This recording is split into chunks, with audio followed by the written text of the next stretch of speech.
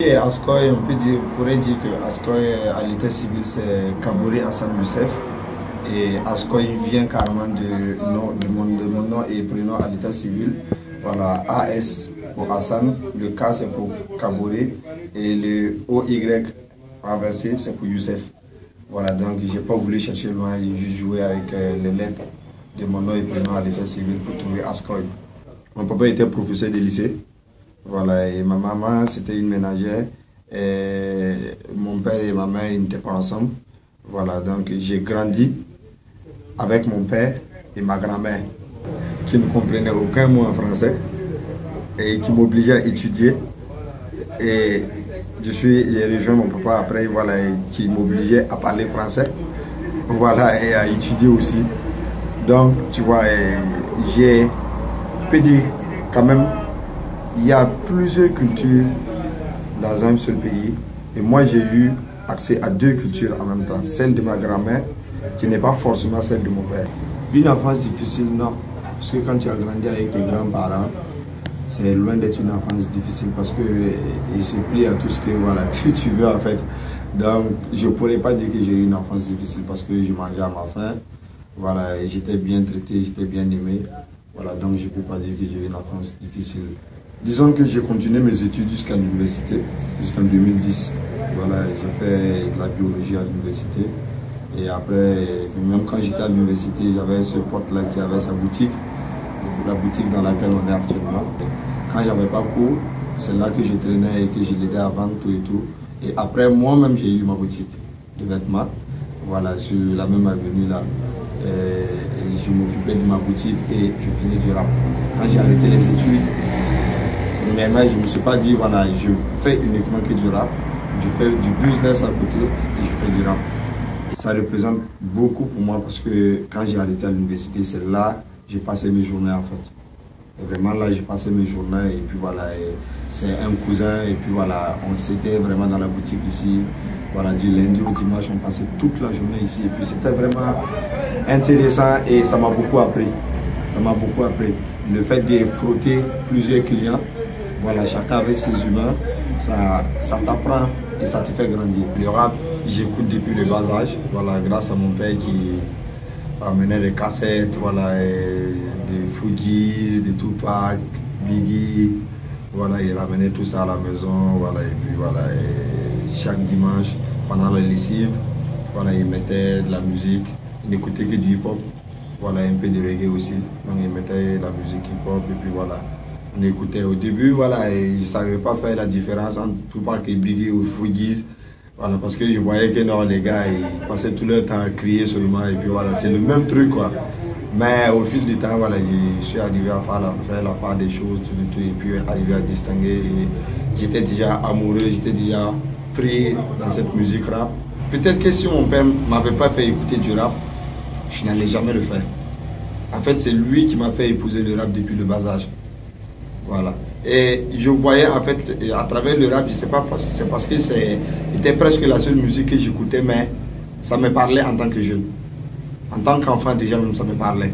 Voilà, vu les thèmes même qu'ils abordaient tout, et puis voilà, vu l'accoutrement même, tout ça là qu'ils avaient, et je me retrouvais à travers cette musique là. Vite fait, je me suis retrouvé à travers cette musique, donc je n'ai plus calculé, j'ai pas choisi le rap, c'est le rap qui m'a choisi, quoi.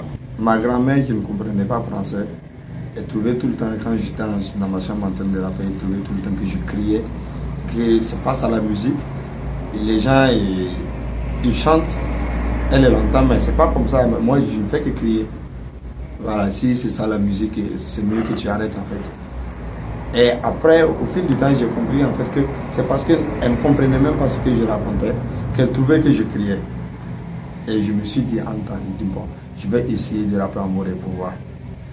Et vite fait, quand elle a commencé à comprendre ce que je disais, elle trouvait que c'était la musique que je faisais. Et là, vraiment, ça a été un déclic pour moi parce que à partir de là, je me suis mis à fond dans la langue et ça m'a permis aussi de valoriser ce que j'ai comme culture, comme langue. Askoy a véritablement commencé en 2001 avec un groupe qui s'appelait Version H. Voilà, on a participé aux compétitions de hip-hop All-Star, de Craven Afro à l'époque de Gérard, voilà. Voilà, et à partir de 2004-2005, Askoy c'est le rappeur solo. au fil du temps, j'ai commencé à faire des sons sans penser à faire un album en fait. Et c'est El Primo de la censure qui est venu me chercher une fois à la maison. Il me dit, bon, toi tu ne fais que faire des sons. Tu ne fais que faire des sons. Est-ce que tu as l'objectif de sortir un album? Je dis, bon, c'est pas passé dans ma tête. Il me dit, viens. Et ils m'ont poussé vraiment à bosser pour avoir un style pareil en fait, un style unique à moi. Voilà, donc j'ai longuement bossé avec eux pour l'album. Voilà, jusqu'en 2013, au Soupassaï, voilà, le français, il était au Burkina et puis voilà, il a pris le relais. Et on a même fini l'album une première fois. Et on a été victime d'un cambriolage et on a perdu l'album en 2014. Là, un album qui devait sortir en 2014, on a été victime voilà, d'un cambriolage et puis on a perdu l'album. Il fallait recommencer. Voilà pourquoi l'album était intitulé Nécré. Nécré, c'était bien avant l'insurrection. C'était bien avant l'insurrection populaire. On devait le sortir parce que l'album tournait autour de ce qui allait arriver en fait. Donc l'album est sorti après l'insurrection, mais j'ai tenu à garder ce titre parce que voilà, il englobait vraiment les thèmes que j'avais abordés sur l'album.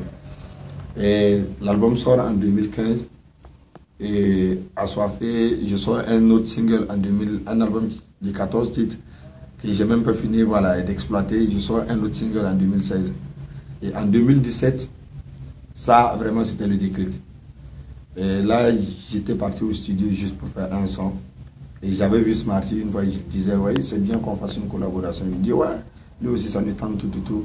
Je dis, ah cool, alors. Donc je vais au studio, je demande à Disquaire de me taper un instrument. Il me dit, quoi? Il dit, mais fais-moi de la trappe.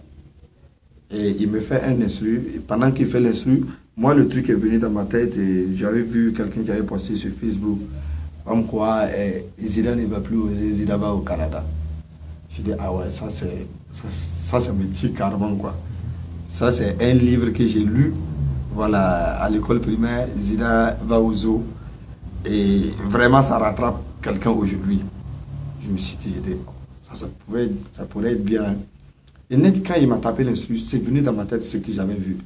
Et j'ai commencé à fredonner. Et à disquer, il me dit, tu racontes quoi dans ton truc là? Je dis, oh, c'est juste un délire comme ça. Il me dit, mais c'est bon, hein. Va poser les refrains, on va voir ce que ça donne. Et j'ai vite fait, j'ai posé les refrains. Et quand j'ai posé les refrains, nous tous on était bouche bée au studio. Il me dit c'est bien. Je ne sais pas ce que tu racontes parce que je ne suis pas burkinabé, je ne connais pas trop ce que tu racontes, mais je pense que ça va. J'ai dit ok. J'ai dit moi j'avais envisagé de faire un feat avec Smarty.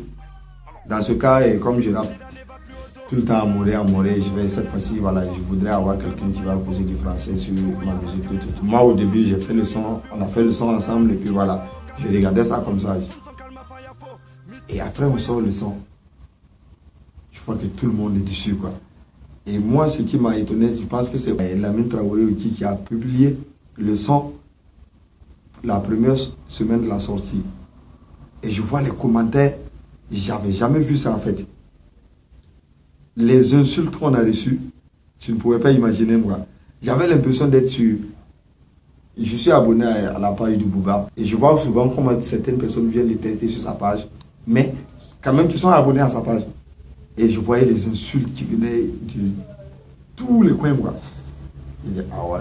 Et au bout de 2, 3 semaines, 1 mois, je pense que même tous ceux qui insultaient, ils avaient juste écouté le refrain, ils n'étaient pas allés dans le fond du texte. Tous ceux qui insultaient sont revenus aimer le truc. Voilà, on ne peut pas bloquer un homme déterminé. Et vu notre musique, voilà, vu notre environnement ici et notre musique, et vu les thèmes qu'on aborde, certes, ça ne va pas être facile. Maintenant, c'est à toi de savoir vraiment ce que tu veux, c'est quoi ton objectif, c'est quoi ta lutte. Voilà, et faire la part des choses.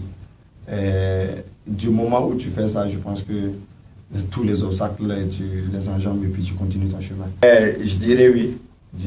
Voilà, je dirais que je suis marié. Il y a la musique dans ma vie, donc tu vois, je suis marié à la musique, elle me comprend, elle me fait avancer, donc voilà, elle me procure tout le bonheur que je veux. Voilà, et on s'est rencontrés à longtemps. Donc Askoy est un célibataire qui se cherche. Ah non, Askoy est marié à la musique.